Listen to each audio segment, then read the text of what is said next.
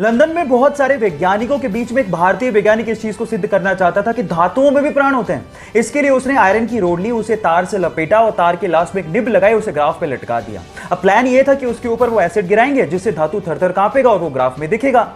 अब जो बोतल उन्हें पकड़ाई गई थी, जैसे ही उन्होंने वो बोतल उड़ेली, धातु पे कोई फर्क नहीं पड़ा। सारे वैज्ञानिक हंसने लगे कि ये पॉसिबल थोड़ी है, धातु में प्राण कहां होते हैं। तो उसके बाद उन्होंने वो बोतल उठाई और वो गट-गट करके पी गए, क्योंकि उन्हें पता था कि किसी ने धोखे से एसिड को बदल दिया गया है। बाद में पियोन ने माफी मांगी और उन्हें ओरिजिनल एसिड की बोतल दी गई और बाद में उन्होंने वो एसिड धातु पे गिराया और वो सारा प्रभाव ग्राफ पे दिखा और ये सिद्ध हो गया कि धातु में भी प्राण होता है। जी हां, मैं बात कर रहा हूं जगदीश चंद्र बसु की और ये बात है 1911 की। बात अजीब है लेकिन सच है। गाइस, ऐसी बहुत सारी चीजें हैं जो कि इंडिया ने ही पूरी दुनिया को दी हैं और हम में से बहुत सारे इंडियंस उनके बारे में जानते तक नहीं हैं, और उसमें से एक है स्टील। जी हां गाइस, स्टील इंडिया ने ही दुनिया को दिया। इनफैक्ट 326 बीसी से इंडिया में स्टील का उत्पादन और इस्तेमाल होते आया है। क्या है स्टील?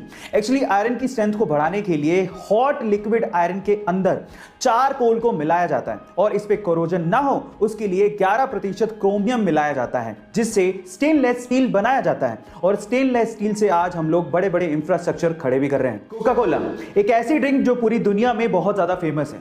पूरी दुनिया के ऑलमोस्ट हर एक कोने में आप इसे खरीद कर पी सकते हैं, लेकिन पूरी दुनिया के दो ऐसे देश हैं जहां पर कोका कोला ऑफिशियली नहीं बिकती। पर सवाल यह है कि वो कौन से देश हैं। डोंट वरी, मैं आपको बताता हूं। उन देशों के नाम है नॉर्थ कोरिया एंड क्यूबा।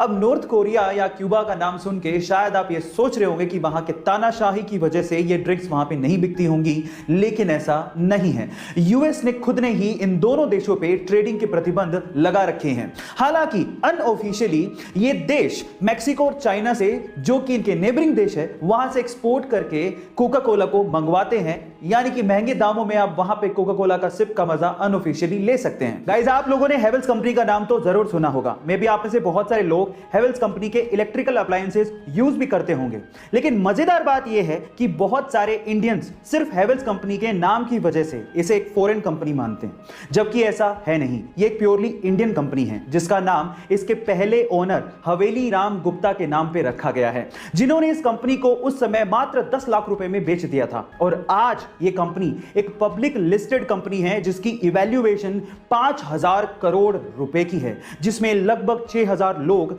50 अलग अलग देशों में काम करते हैं। गाइस, डोमिनेंस यानी कि वर्चस्व की लड़ाई सिर्फ इंसानों तक ही सीमित नहीं है, ये जानवरों में भी होती है। और मेल पांडा में तो वर्चस्व की लड़ाई एक अलग ही लेवल पे चल रही है। कैसे, मैं आपको बताता हूं। एक्चुअली सिर्फ अपने वर्चस्व को यानी कि अपने डोमिनेंस को दिखाने के लिए मेल पांडा हैंड स्टैंड करके टॉयलेट करते हैं, मतलब अपने हाथों पे खड़े होकर सुसु करते हैं। और मजे की बात यह है कि जिसके सुसु की धार या मार्क पेड़ पे सबसे ऊपर होता है, उसका वर्चस्व उतना ही ज्यादा माना जाता है। ये पांडा जितने ज्यादा क्यूट होते हैं, उनकी हरकतें उतनी ही ज्यादा फनी होती है।